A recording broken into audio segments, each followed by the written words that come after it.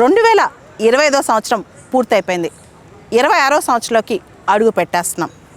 ఈ సంవత్సరంలో అంటే 2025లో పూర్తి స్థాయిలో ప్రపంచవ్యాప్తంగా దేశవ్యాప్తంగా మన వ్యక్తిత్వంగా చాలా మార్పులు మనం చూసాం. ముఖ్యంగా ప్రపంచంలో పెద్ద పెద్ద యుద్ధాలు ఇంకా జరుగుతూనే ఉన్నాయి. ఆపరేషన్ సింధూర్ మన దేశం పైన దాడిని మనం ఎలా తిరుగుదాడి చేసి అందరి నోళ్ళు మూపించామో మనం చూసాం.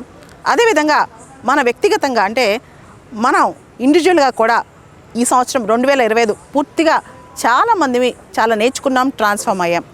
అదే దిశగా 2026లో ఒక నవశకాన్ని రచించాలి. 2026 వచ్చింది మన కోసం. ఇక్కడ పూర్తి స్థాయి ట్రాన్స్ఫర్మేషన్.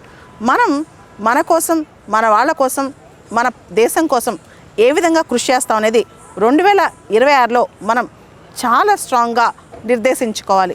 అంతేకాదు వచ్చే 365 రోజులు, వచ్చే సంవత్సరంలో ఉన్న అన్ని డేస్ కూడా మనం ఏం చేయబోతున్నాం, ఎలాంటి లక్ష్యాలు పెట్టుకోబోతున్నాం, కొత్త శకం ఎలా రచించబోతున్నాం, కొత్త తరానికి ఎలా స్ఫూర్తినివ్వబోతున్నాం.